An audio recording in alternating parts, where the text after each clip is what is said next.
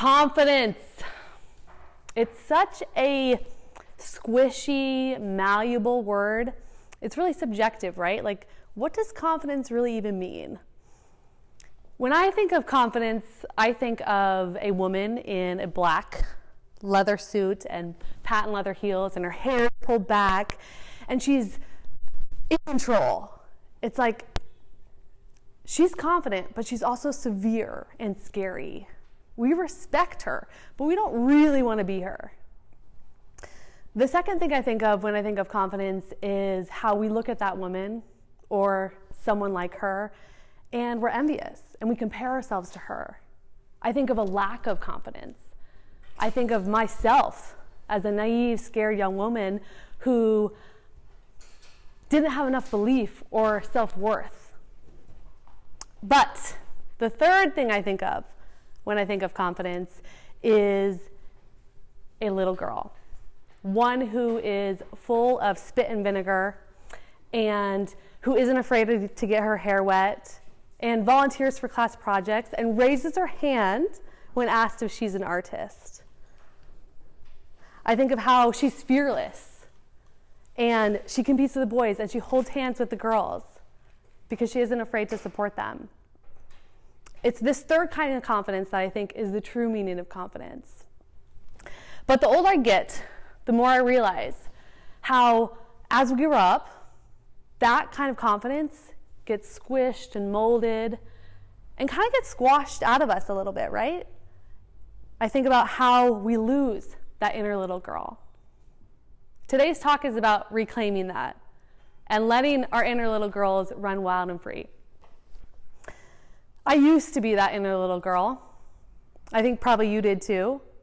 I used to be friends with everyone, and I didn't judge anybody. Most of all myself. I just experienced, I just did things. I just put myself out there. And then as I got older, I started judging myself. And I started being hesitant, and my ego got in the way. And I found myself holding myself back because I didn't want to look stupid. I found my inner little girl kind of getting covered up. And as the years go on, I've figured out, oh, wow, I've been feeling that way through high school and college and all the way up through starting my swimwear company when I was so filled with self-doubt and not really believing in myself that it was everything I could do to keep putting one foot in front of the other. So on that note, let me introduce myself. My name is Sensi Graves, and I'm a professional kiteboarder and the founder of Sensi Graves Swim, a sustainable swimwear line for active women. And Miss Jen asked me here today because, number one, she's an absolute queen, right? Yeah. She's an absolute queen. And she's seen how much I've grown over the past, I'm going to say it, Jen, decade. We have been friends for a decade. I know. I was writing this and I was like, oh my God. Jen helped me host my first trunk show at Salon Vizio. She has always encouraged me.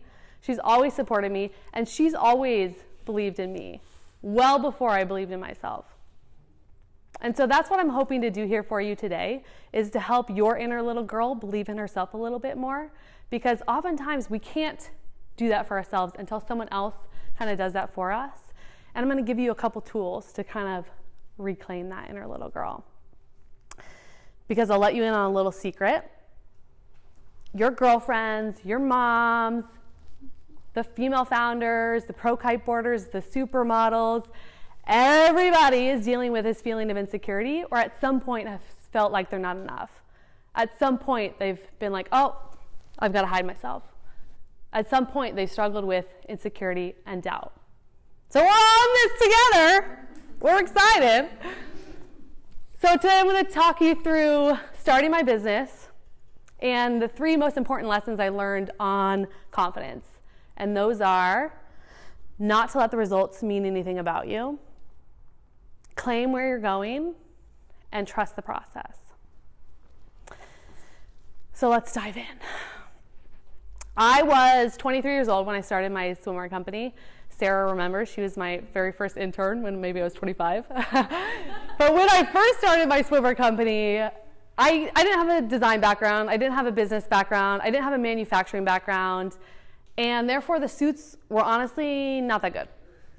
And well-meaning people would come up to me and tell me this, and they would, give me constructive criticism.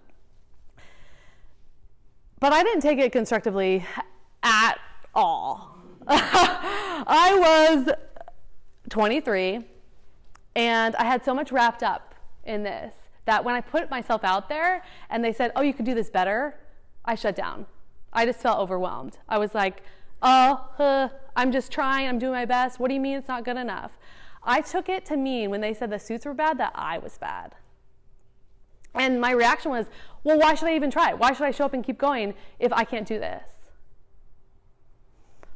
And then, thankfully, I had a realization that actually feedback is one of your best friends. Because feedback means that you can crowdsource your way to success. And if you don't take the results so personally, and you actually realize that it's the uncovering, the growth, the process, the journey that's the most important thing, then you're just like living at the next level. It doesn't even matter what this looks like at all. And there was one story that really cemented this for me, and it was this concept that nobody knows anything. Nobody knows anything. And I first heard this in a speech told by this guy named Mark Randolph, who's the founder of a really tiny company called Netflix. And he spoke about the origin story of Netflix and how when they were first starting, so they're going up against Blockbuster at the time, mega behemoth of a company, doing who knows how many million in sales, and they were just this tiny little startup trying to figure out what was going to work. His whole brand, Netflix, the entirety of it, was based on this concept that we don't know what's going to work. Nobody actually knows what's going to work. Let's just try a bunch of stuff and figure out what's going to happen. And so they iterated over and over again. They had no money at the time. They just kept testing and failing and trying and doing that faster and faster and faster, testing all these new ideas until ultimately they landed on unlimited DVD rentals by mail, which shot them into the stratosphere.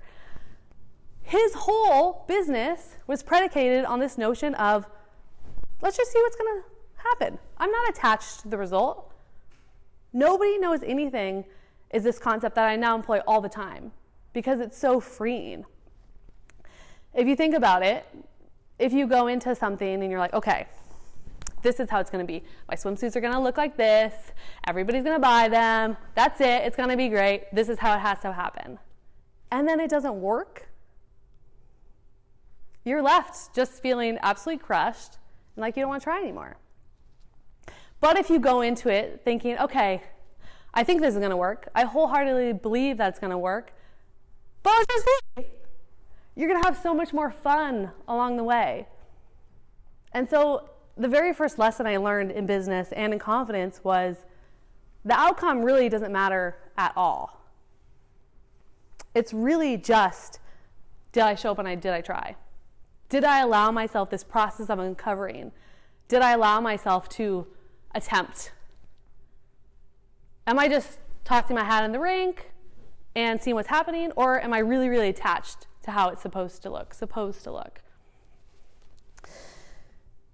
So moving on, after I got my business up and running and was making okay quality suits, I still dealt with feeling stupid and not good enough. And even though my business continued to grow,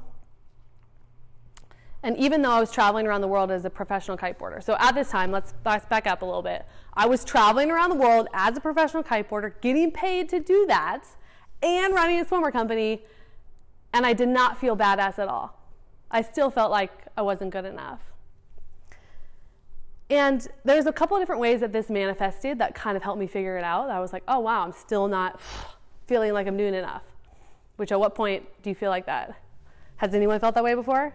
Like, I'm not doing enough? Yes. I'm telling you, we're all on this boat. Let's just keep rowing.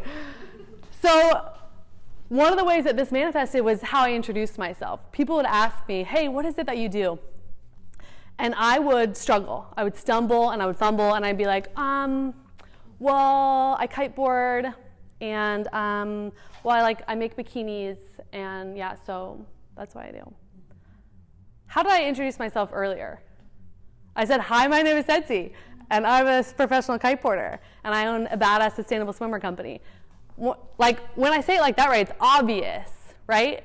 Like, we're not going to get where we want to go until we claim where we're going.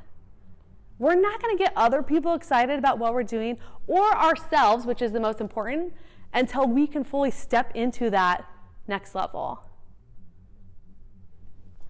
So there's another way that this manifested for me, this lack of self-belief. And it was in my email address.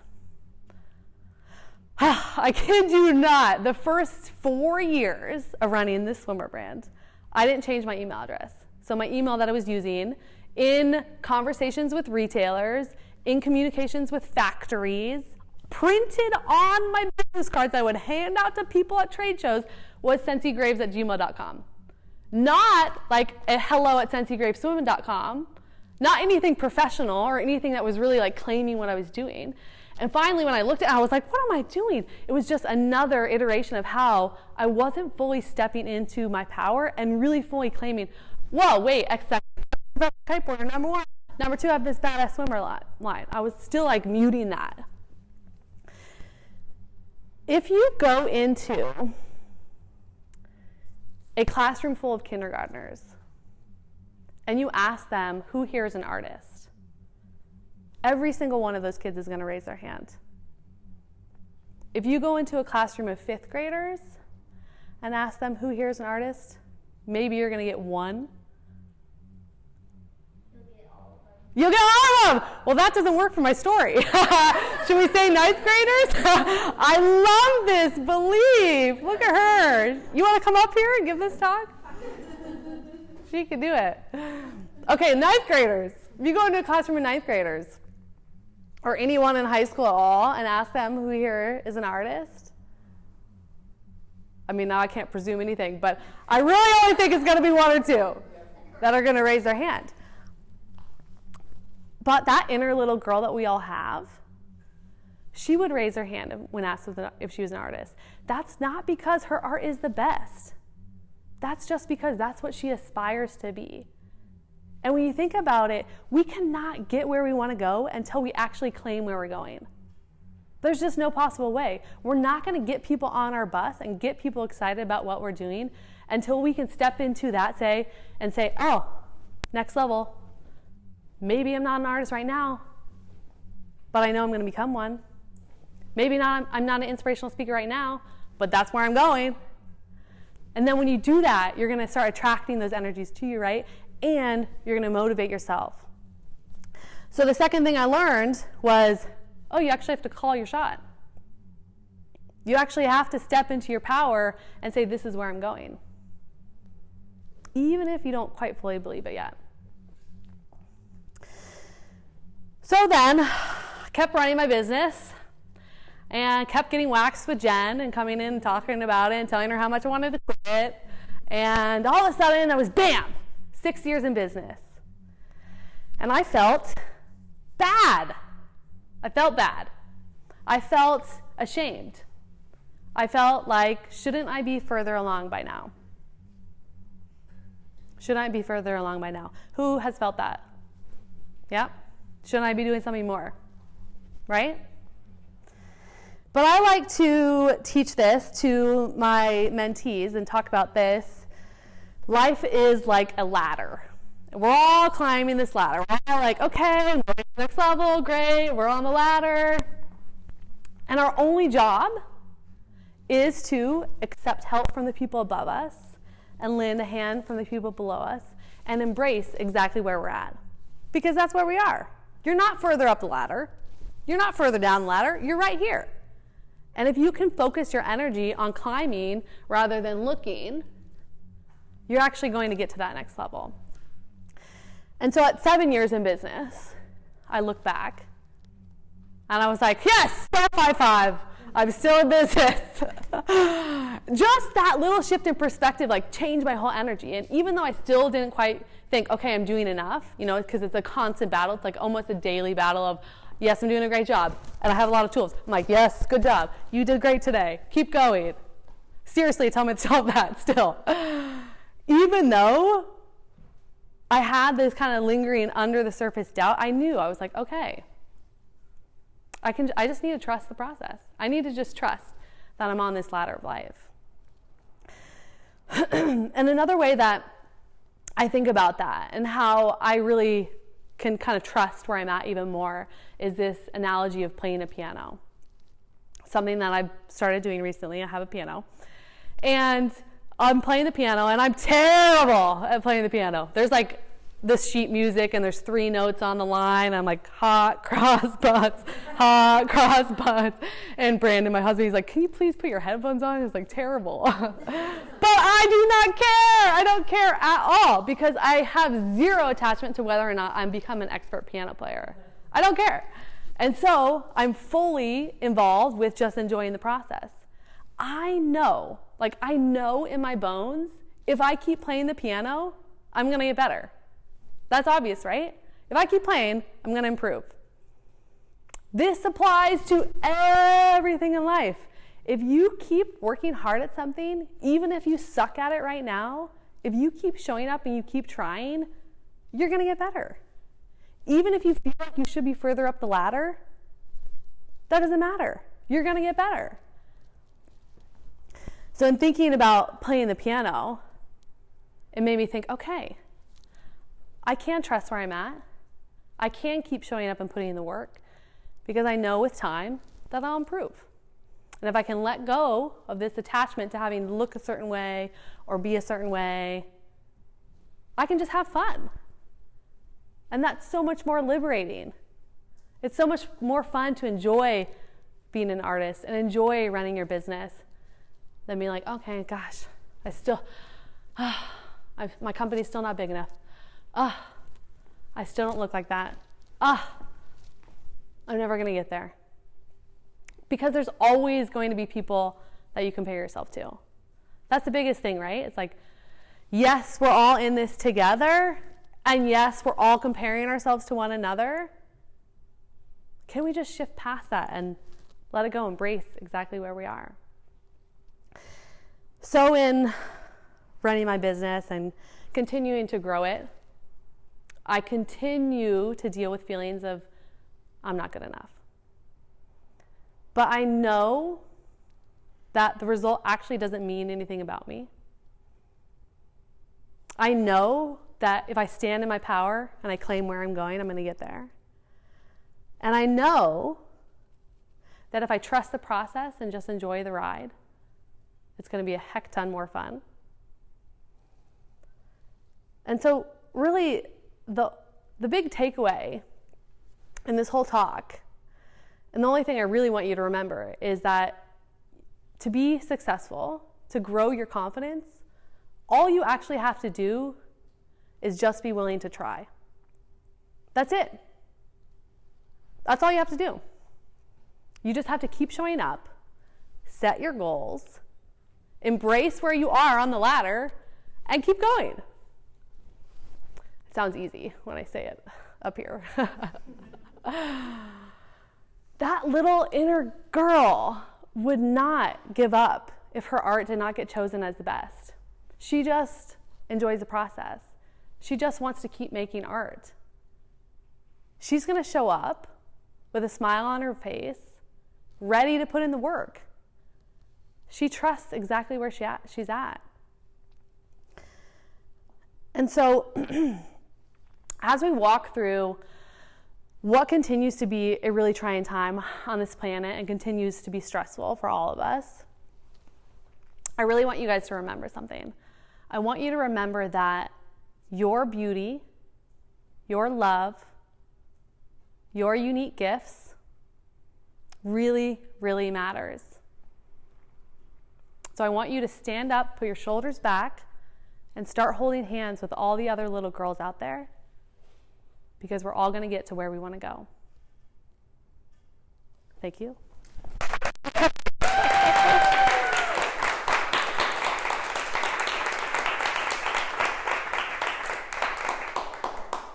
Fabulous.